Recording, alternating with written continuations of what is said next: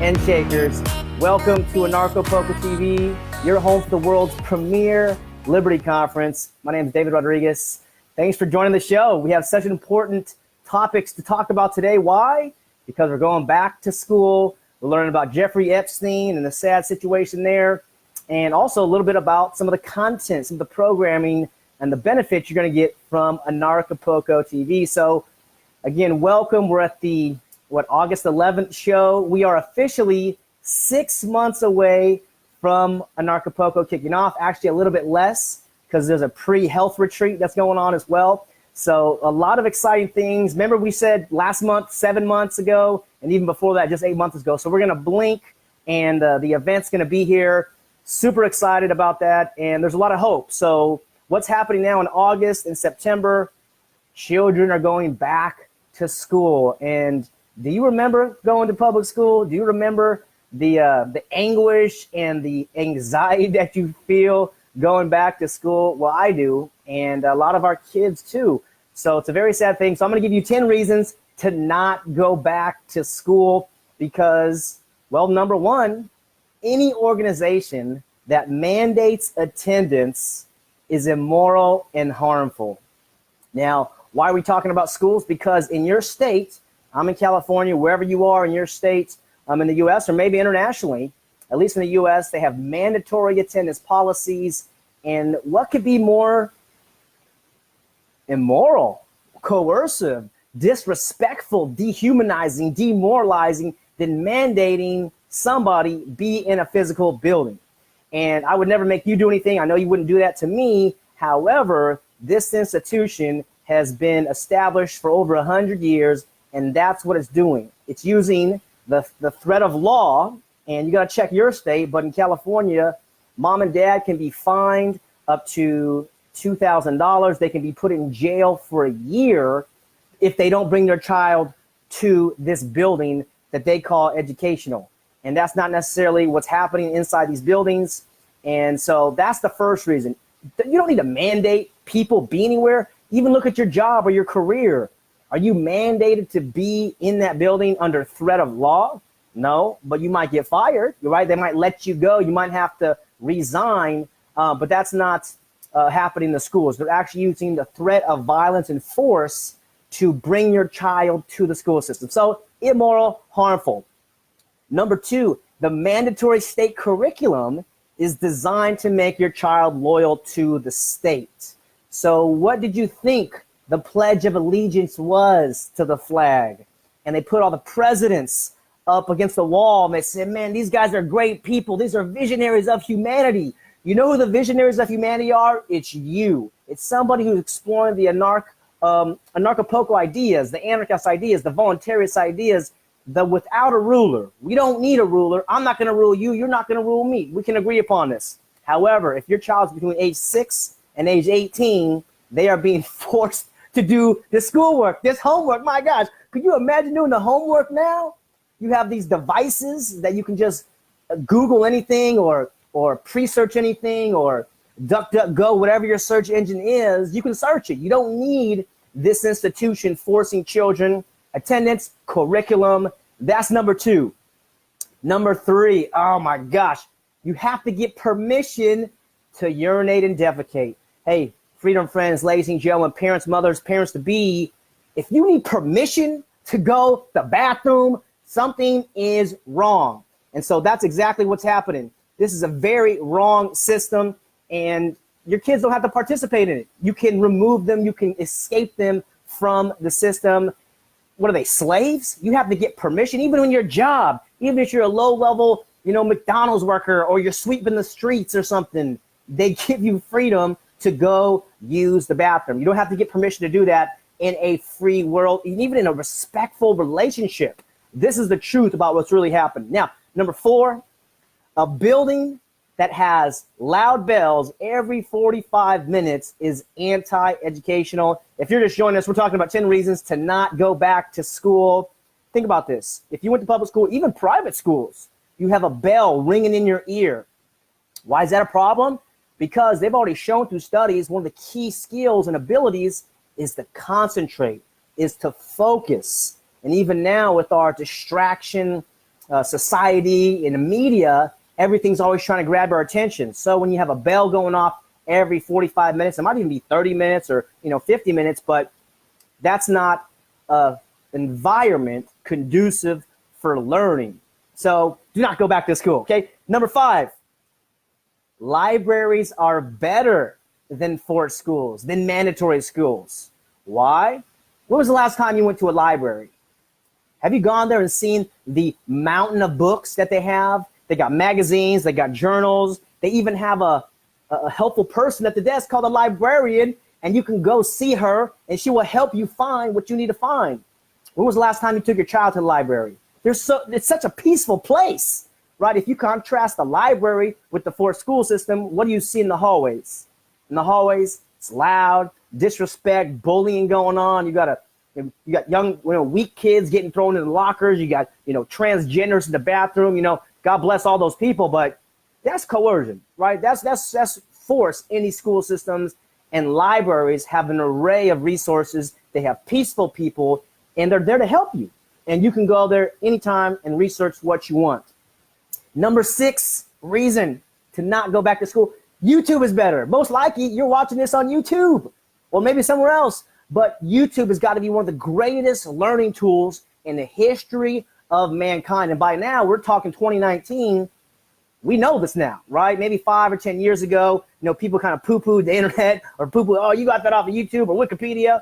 Well, do they not have sources listed on these websites or on these video platforms? There's other video platforms too, Vimeo, BitChute, all these different platforms. Is this not a way to search anything? They're effectively search engines, and you can type in whatever you're trying to learn, and you can get that information from YouTube.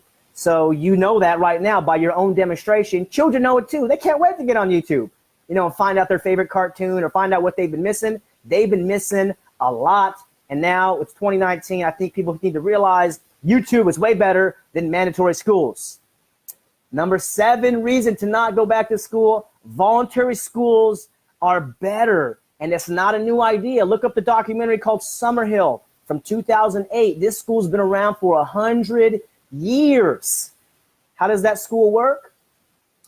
You show up, they give you a list of classes. They say, check off the classes you want to take. I should say, they give that list to the child. They don't give it to mom and dad. They give it to the child. They respect all humans as beings, and it's all optional. And it's a model called a democratic school model. There's other ones called agile learning centers. There's homeschool cooperatives. But the essence is that it's a voluntary school. You do not need force or coercion. We have to realize this. This is a new paradigm of schooling, of education. And even as the great John Gatto distinguished, there is a difference between education and schooling. As he says, schooling is what somebody else does to you. Education is what you do yourself. And I would put in the additional, to create a good life. What is your child doing to create a good life? This is what we're talking about here. And this is why voluntary schools are just better. Number 8, forced vaccines are here. And it used to be 3 states. Now there's 5 states: California, West Virginia, Mississippi, Maine, and New York. And guess what? These pharmaceutical companies, they want to go for every single state. And why not? They have federal protection to not get sued. So they can just keep pumping out these vaccines, make them a mandatory attendance for children. And then you know what they can do? Make them mandatory for adults. Oh my goodness. This is coming. I hate to say it because this is the wake-up call that we all need, that tyranny isn't coming. Tyranny is here. They're showing you. They've taken off the velvet glove. They've shown you the iron fist. And they're going to ask you, mom and dad, and single people and people with no kids, what are you going to do? What are you going to do? As it relates, don't go back to school. Forced vaccines, terrible thing. They're here. Number 9, forced schools were designed to create obedient soldiers and uncritical consumers. Why would the mega system, the state and the military and the mega corp, why would they want that? Well, if you have obedient soldiers, are they going to disagree with you when they say march into those bullets or walk directly into the enemy's camp? No, they will just follow what they're told to do. That's why the schools were designed. How about uncritical consumers? Why would you want them? Are they going to question what's in the product? Are they going to doubt the advertising campaign? that says, hey, drink this beer, get this girl, or have this product, you can have this life. Well, there's no correlation, but that's called association. And this is also proven in the book Propaganda by Edward Bernays in the 1920s. They know exactly what they're doing, linking up the authority. This is why the doctor says, Camel cigarettes, the #1 cigarette recommended by doctors. That's a real ad. And that's what they're doing in vaccines and all these other baloney products. So this is the specific reason why schools are designed this way. If you want to contrast that also, take a look at what the wealthy people do with their children. They do not put them in the public school in general. They have these private schools, and they actually learn real things at these private schools. The last one, number 10, reason to not go back to school is your child deserves better. Homeschooling's been proven, and voluntary schools have been proven. YouTube in the last 10 years has been proven. Libraries have been proven for over 100 years. And we understand that one of the biggest challenges to not going back to school is the courage and confidence that you feel, mom and dad and guardians, and maybe social pressure. You don't want to be seen as an outcast. Well, you should know there's a mass awakening happening. People realize that the school systems are not helpful. And for all these above reasons, they're harmful and disempowering for your child. So those are 10 reasons to not go back to school. What's next on the agenda? We're going to talk about Jeffrey Epstein. This has been hot all day. And actually, I think it just was it 2 days ago? Maybe 18 hours ago. He was found in his cell in New York. He was apparently, committed suicide, or was he suicided? This is a very difficult subject because it sounds like he was doing some very nefarious things with maybe children, underage people, and we'll find out how it unfolds in the next few days and weeks, or maybe we won't. You know, he was the only person on that case. But the reason I bring this up here for you guys is because the very difficult topic of pedophiles or people who are sex predators, how would a voluntary society, anarchist society deal with that? And I was talking to a friend this weekend, and she was telling me, we had the same conversation, like who has the right to take a life? Does the state? Surely doesn't. But how about if you're a voluntary community? And she was telling me about this situation in the Amish community some years ago where this man was accused and convicted amongst his peers of being a sexual predator, and it was in a pedophilia type case. So if you're the father or mother of that child, you might feel justified in ending that person's life. But in this case, they didn't feel justified to do that. So what did they do? This Amish community, which doesn't have state involvement, very interesting community, been around for, 200 years? Maybe 300 plus. What did they do? They gave the convicted criminal two options. One, be banished from our community forever, or two, be castrated. What do you think he did? He chose to be castrated. Why? Because being banished from your community has got to be one of the most scary things ever in his case, right? Because he doesn't know the outside world. He's unfamiliar with that situation. So he chose that very serious result, which, his peers and his community put that on him.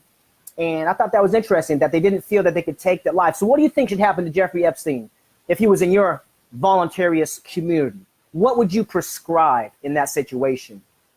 And some of these topics are very difficult. However, as we're all discovering the importance of being someone who's able to recognize that you own yourself, the responsibility that's involved, my gosh, like if we don't understand that we own ourselves, we think somebody else is responsible for us.